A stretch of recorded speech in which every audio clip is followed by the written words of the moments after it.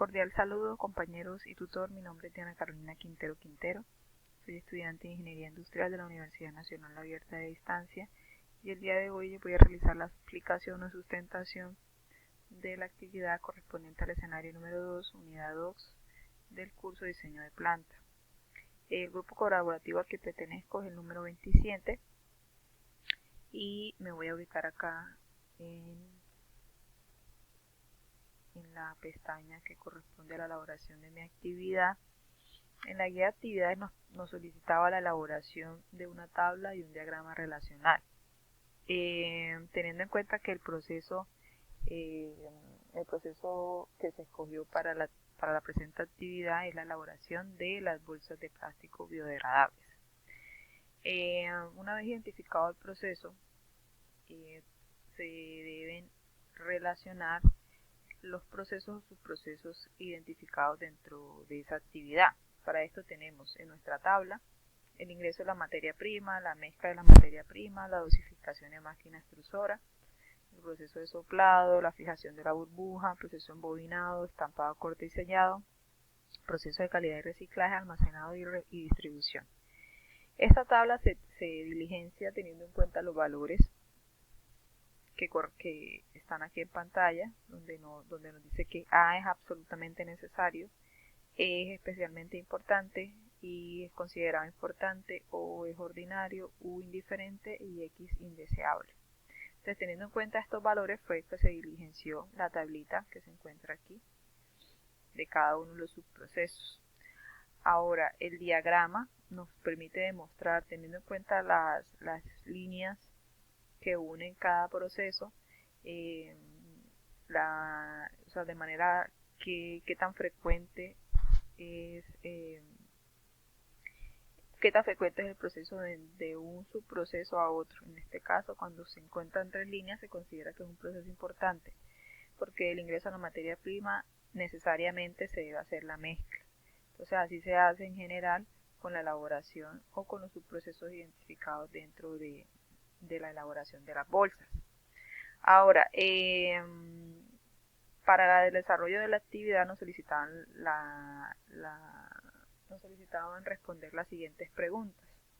Primero, ¿cuál es el producto a trabajar? Como ya lo había mencionado al inicio, el producto a trabajar son las bolsas biodegradables. Sabemos que estas bolsas están compuestas o se caracterizan por ser biodegradables, como lo decía, y estar hechas de un material que se descompone en un menor tiempo comparadas a las bolsas tradicionales. Esto se considera sumamente importante puesto que ayuda al medio ambiente, al agua y a los suelos, ¿sí? Y mitiga el daño o el impacto ambiental que generan las basuras. Ahora bien, ¿cuántas actividades o subprocesos conforman el modelo? En este caso se identificaron 10 actividades. ¿Cuáles son estas actividades?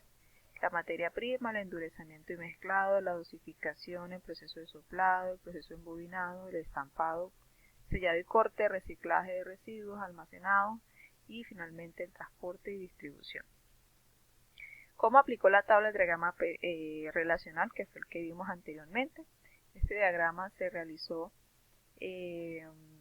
mediante un análisis de la secuencia lógica del proceso, desde el inicio hasta el final, en este caso la elaboración de las bolsas.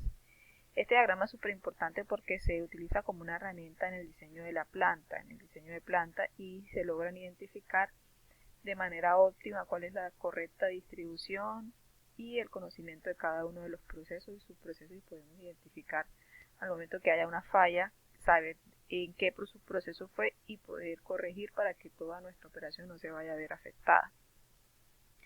¿Qué análisis de flujo de materias obtuvo a partir del diagrama de recorrido aplicando el plano de distribución de planta? Bueno, este diagrama de recorrido es el que tenemos acá, donde se identificaron estos procesos que les acabo de mencionar, los 10, se relacionan de la siguiente manera. Entonces, se hace el ingreso de la materia prima, luego pasa por el proceso de endurecimiento y mezclado, luego la dosificación en la máquina extrusora, Luego pasa a nuestro proceso del soplado para crear la burbuja que se crea de forma vertical, para luego pasar al proceso de embobinado, luego el estampado, en caso de que aplique, ¿no? Porque hay unas bolsas pues, que no tienen un estampado característico. Luego el sellado y corte para crear lo que son las orejitas y demás características que tiene la bolsa.